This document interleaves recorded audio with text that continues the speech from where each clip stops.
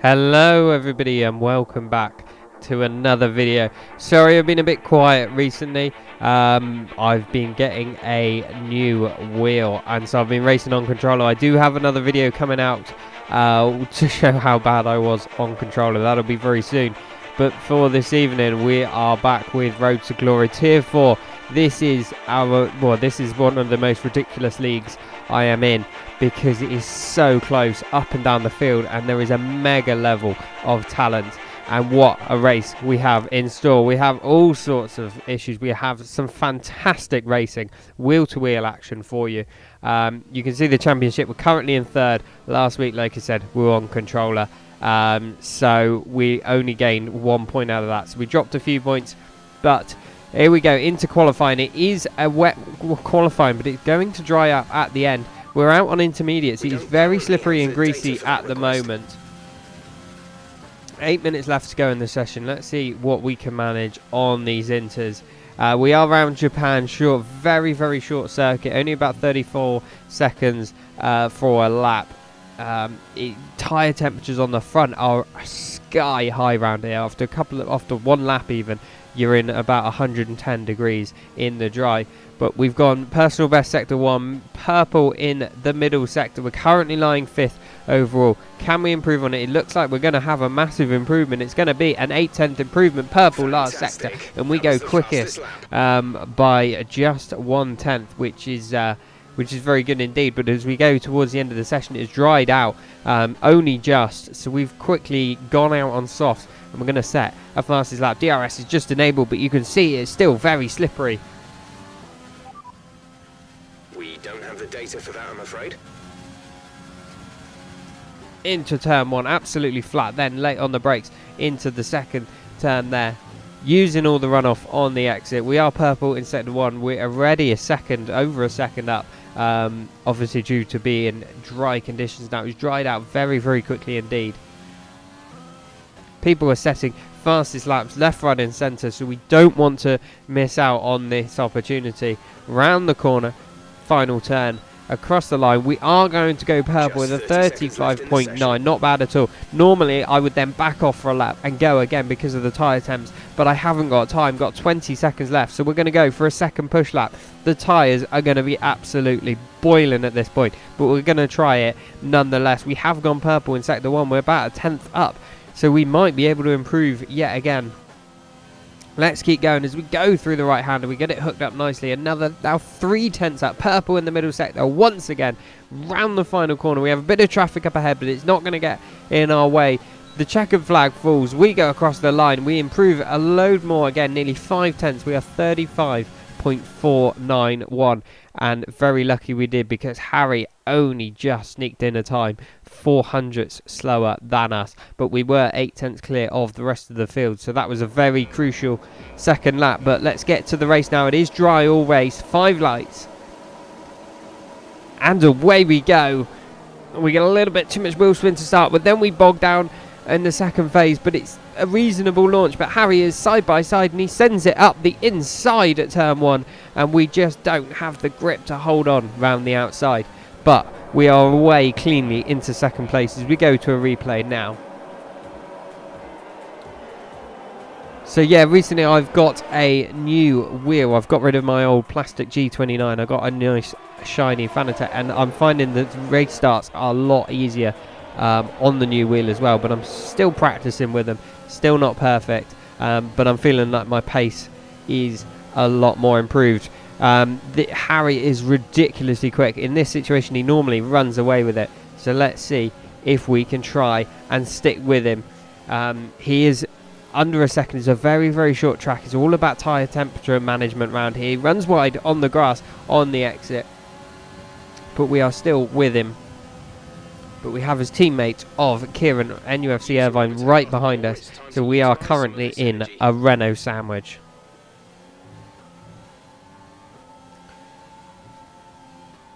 As you can see through this middle sector, he's just pulled a little bit of a gap, Harry, to us. We are starting to struggle on... it's difficult because we don't want to push too early, too soon, because of those tyre temperatures. Our front tyres will already be overheating, even at the end of lap 2 now. So it's a balance between pushing as hard as you can and not overheating the tyres. You've got to back off as well at the same point. But DRS is now enabled, and hopefully this will help keep us within a second of Harry. We want to stay on the back of him. Kieran is sticking nicely onto the back of us behind as well, so there's a 3-car train for the lead currently.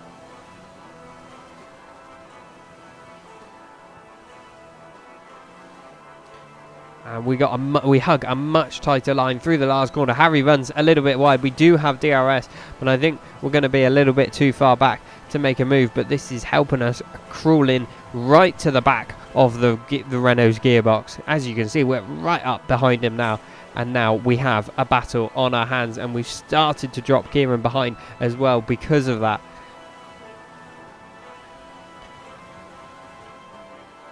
It isn't every day of the week we get a wheel-to-wheel battle with Harry. He is normally so phenomenally fast that we cannot keep up with him. But you can see around that last corner, I hug a much tighter line, and that's where I'm gaining the time because I get a better run on the start-finish straight, and we're looking pretty good, menacing into turn one. Are we going to make a move at the inside? He defends late, and we decide to back out of it. Wisely so. I don't think we would have been quite far enough alongside. It's not a heavy braking zone into that first corner. It's absolutely flat, even in the race. It's just braking into the second right hand. So we're not quite close enough, but we are looking very quick indeed. We are pulled a gap to Kieran once again behind. It's 1.1 seconds. So he's out of DRS range, but we are very close to the back of this Renault's gearbox as we get DRS once again. Down the start finish straight. He goes defensive. He knows he's in trouble. We're going to go to the outside, round the outside of turn one, but he gives us a big squeeze. And once again, we cannot make a move on him. As we pop to a replay, you can see we try and make it hang around the outside, but I don't think we had quite enough of the car alongside to make that work. But I'm feeling a lot stronger in this phase of the race currently. I'm looking after those front tyre temperatures very well. You see around that right hander, I'm hugging a much tighter line, and he's struggling a little bit more than I am currently. And it's not every day you get to race a guy of Harry's caliber. He is normally so quick, but we're not going to use our battery or our overtake too much now. You can see his red light is flashing. We're going to make him waste a lot of his battery as he makes a little error. We have put him under pressure before, and we know he's prone to mistakes when he is under pressure. He's a Sebastian Vettel of old, where he's very good at running away with the race victory. But once you put him under a bit of pressure, occasionally he has been known to make an error. So we're going to force him to use all of his battery in an effort to defend while we save ours a little bit and save a bit of fuel. We'll just use a little bit of battery just to get him, but I think we're going to have a nice run, so we're going to use a lot of it. He has run out of battery completely. We're going to go around the outside of turn one, all the way around the outside. What a move! And we have got that position done now, and we're up into the lead of this Grand Prix. That was absolutely brave and committed. As we watch the replay now, it caught us by surprise. We're going to save a bit of battery, but he ran out of his halfway down the straight, and that gave us a brilliant run on him, and we held it nicely round the outside. Fantastic racing by both of us there. So let's see if we can try bolt up the road and get away from him, lose the DRS to Harry if we can. We're very quick coming out of the final turn. Like we say, we hug a much tighter line and then got on the power a bit earlier, but that is pretty much it. We cannot pull a gap away from him. We can't pull out DRS range. We're pulling a massive gap to the guys behind over the next few laps. You see we've got a 3-second gap to Kieran behind now, but I just cannot shake Harry out of my DRS. He's nowhere near close enough to make a move every time. We're just too fast out that, well, in the middle sector and out the last corner especially. As the laps roll by, they go by very quickly here. Just trying to manage our tyres. Pit stops strategy will be coming in soon for the mediums. It's an easy one-stop round here. It's just those tyre temps you've got to look out for. Tyre wear is not an issue as we think about boxing on this lap, but the undercut isn't that powerful round here because it is such a short circuit. However, those tyre temperatures could come into effect quite a lot, but we don't want to be the first one to blink, but neither do we want to be undercut, so we're going to have to judge this to perfection.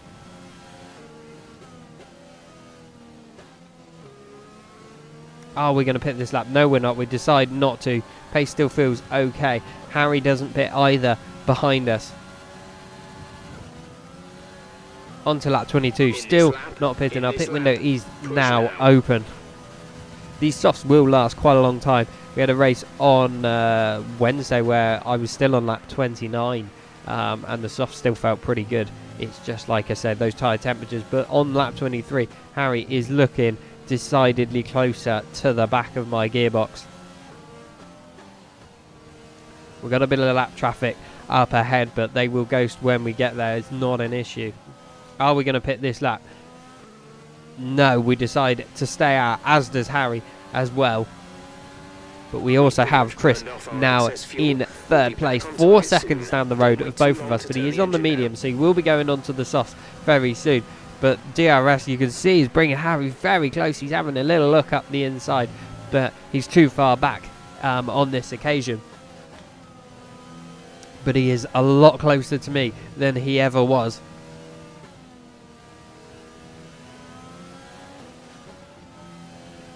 And as we go through, we are going to get DRS off the guys in front. But Harry decides to box as he gets... And he's going to go for the undercut. We don't actually get DRS off the guys in front. That was a little bit of a misjudgment from me. I stayed out because I thought I would get the DRS, but I was a bit too far away.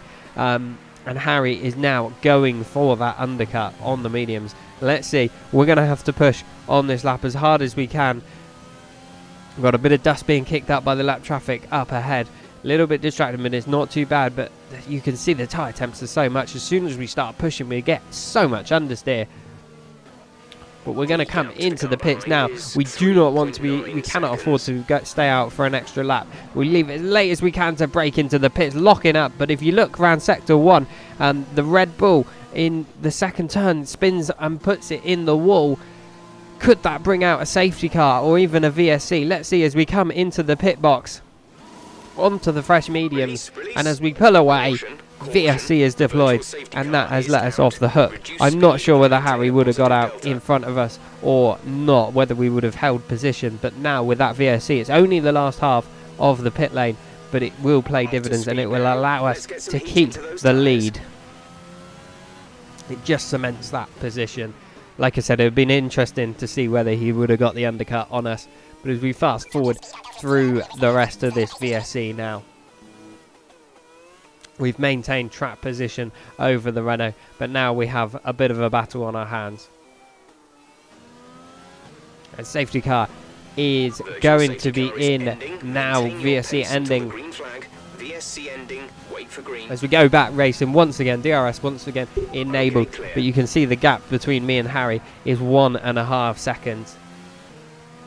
So that VSC, while we're in the pits, it wasn't much, but it might just have kept us the lead of this race, and it has allowed us to get out of DRS range of Harry, so a stroke of luck there. So let's push on these fresh mediums and see. We need to keep that gap out of DRS range as long as possible.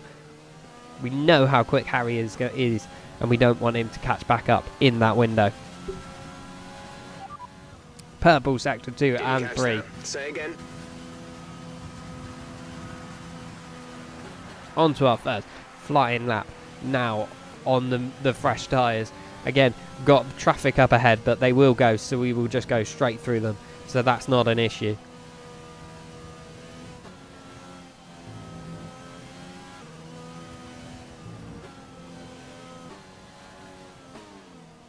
Nice line around the last corner, hugging it very tight indeed, but we get a big snap of oversteer on the exit, and we go fastest lap 35.477, but Harry immediately beats it 35.461, only just a fraction, a few hundredths quicker than us. So he's got the pace, or it seems right now he's got the pace on those fresh mediums, but only just. We are managing to match him near enough.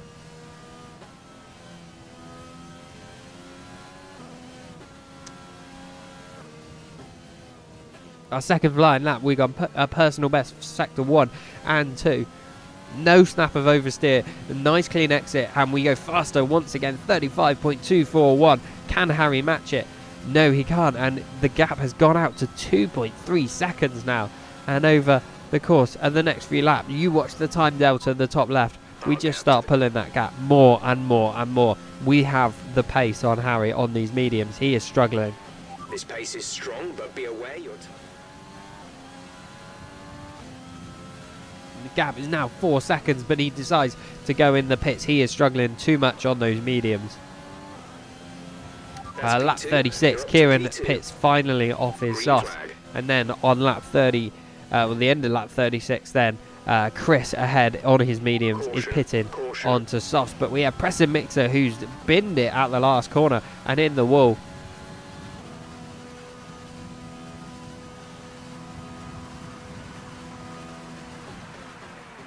And as we go round turn 1, we have safety car deployed, and that is not good news for us because Chris is right behind us. We have a nice gap to him, 13 seconds, 14 seconds even, as he's come out the pits, but he's on brand new softs, so we can't afford to stay out on these mediums. We are going to lose track position, but we've got a nice gap, 23 seconds to third, so we're going to come out second again. Let's go on a brand new set of softs. Go aggressive. Chris does have a 5-second penalty, so we're not going to lose out too much there. Brand new set of new soft going on. Chris goes past, but if you look, the last corner, the Racing Point and the Renault are coming round. They're going to be very close to us as we're trundling down this pit lane. It is going to be very close indeed. I thought we're going to have the position. We're going to have to absolutely nail it coming out the pits. The Racing Point jumps us, but we only just get ahead of Kieran in the Renault. That was very close indeed, and that is super annoying because we have dropped a position. I genuinely thought we were going to get out ahead of Amaguna. If I thought we were going to be behind, I wouldn't have pitted. But we are on the fresher tyres and we do have the pace. We are one of the fastest cars out on track. However, Chris has 3 cars that are lapped between himself and Amaguna. They will ghost, but it gives him a nice 2.5-3 second lead. As we go racing once again on the end of lap 41 onto lap 42, but we're going to have to clear this Racing Point as quick as humanly possible. But it's been a pretty good restart from him as well as myself. You can see the extra grip and the extra speed. We have a really aggressive setup round here. It's so tail happy, but it is all in the name of getting that front end gripping into the corners, and as you can see, it is working wonders for us.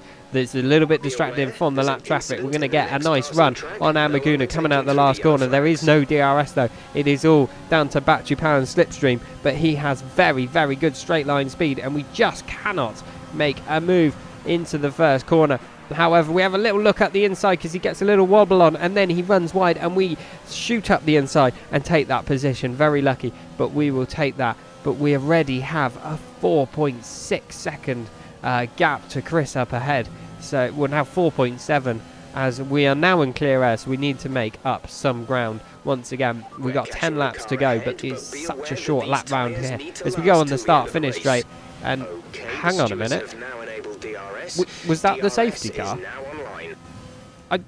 That was definitely, yes. That was the safety car driving around on the track. No lights. We are under green flags, we are racing, but the safety car has decided to come and join us for this race. He wanted a piece of this action. Not really sure what to say. Codemasters always find a way to muck up the online games. Honestly, online is an absolute joke at the minute. The amount of glitches is ridiculous. But you've got to laugh. You really do have to laugh. But we start gaining on Chris ahead. We do have the pace over him, even though we're both on the same sort of tyres, both the same age. We do have the pace over the Alfa Romeo. As Harry now gets fastest lap on his recovery drive. He's currently in 5th place. So he's a long way at the points. He is the championship leader, so we're looking to make him as we go through the middle sector. Safety car once again. We are racing it. We go round the outside of it, and this is just becoming an absolute joke. I don't really know what to say at this point, but Molander definitely wanted a piece of this action. But Harry is retired from the session. He is out of this race, and that has brought out the VSC. Wow. The championship leader has crashed out, and I believe he hit the safety car. It is built like a tank, so if you hit it, you're out. And unfortunately, I believe he fell foul of that. But we're on to lap 49 now. Once again, we are racing the safety car. Go round the outside at turn 2, and we've got the position.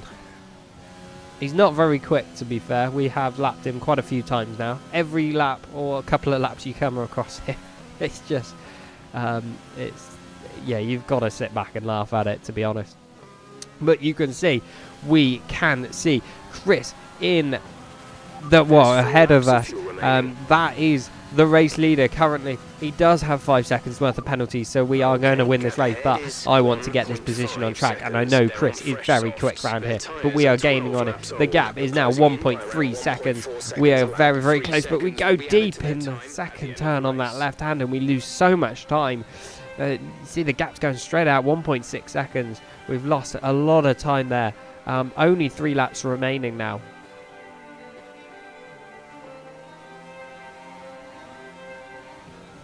So let's try and get him. I like it when you've got somebody up ahead. You've got something to aim for. And I can see him. I am reining him in as much as I can and as quick as I can.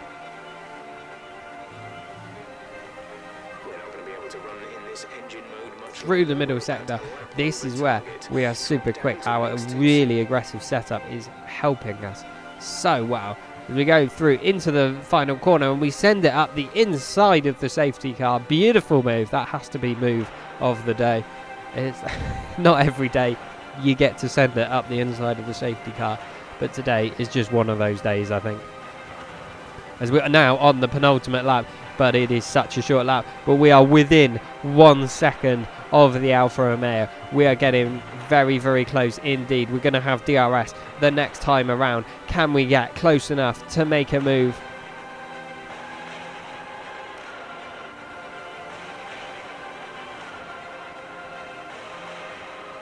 In through the final corner, and we've just dropped out of DRS range, which is a real shame, but hugging a very tight line. However, we have just somehow picked it up despite being over a second away. We obviously were just under a second at the detection point, but we are a bit too far back to make a move, and we're on the final lap, but he has run out of battery, and we have a little bit of battery still left. Personal best in sector 1 through this middle sector, using all the track we possibly can.